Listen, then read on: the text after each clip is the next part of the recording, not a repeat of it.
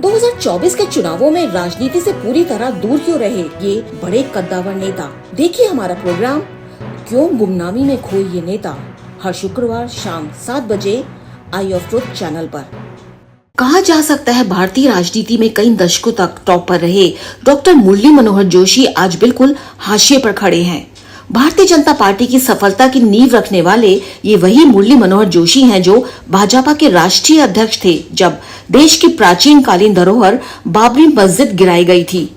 Party के भीतर लाल कृष्ण आडवाणी से उनकी तल्खियां और पीएम नरेंद्र मोदी के साथ मुरली मनोहर जोशी का विवाद हमेशा चर्चा का विषय रहा है। पीएम अटल बिहारी वाजपेयी ने आडवाणी के विरोध के बावजूद अपने पहले और अल्प शासनकाल में आडवाणी की जगह मुरली मनोहर जोशी को गृह मंत्री बनाया था। वहीं 2014 में वाराणसी सीट को लेकर मुरली मनोहर जोशी ने खुलकर मोदी का विरोध किया था। जोशी वाराणसी सीट छोड़ना नहीं चाहते थे पर मोदी के लिए छोड़नी पड़ी।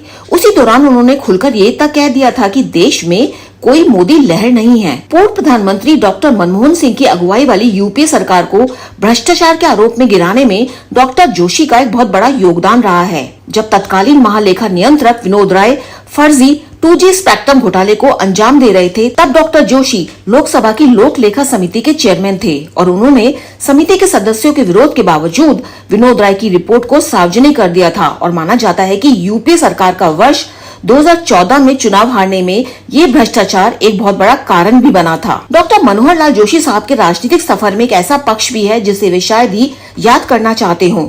1991 में उनके द्वारा कन्याकुमारी से निकाली गई एकता यात्रा का समापन 26 जनवरी 1992 को जम्मू और कश्मीर स्थित श्रीनगर के लाल चौक में हुआ था। लेकिन इस यात्रा में मुरली मनोहर जोशी सफलतापूर्वक लाल चौक पर तिरंगा नहीं फहरा पाए थे।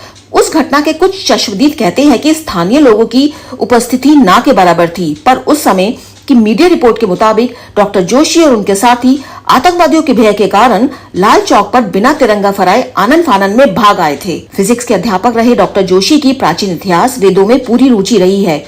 कॉलेज के दिनों में ही वे आरएसएस से जुड़े थे और 1953 से 55 तक गाय रक्षा आंदोलन में सक्रिय भूमिका निभाई।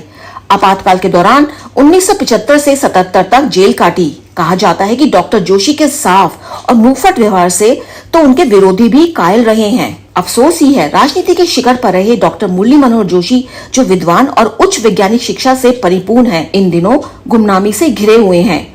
लुटियन दिल्ली के रायसीना रोड पर स्थित इनका बंगला जो हमेशा बड़े बड़े नेताओं मीडिया से घिरा रहता था, आज सुनसान किसी के आने की राह ताकता रहता है।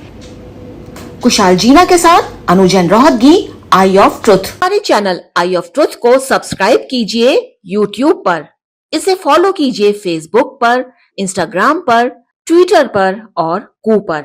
हमारे चैनल के बारे में फीडबैक देने के लिए हमें मेल कीजिए ioftruth.6@gmail.com पर।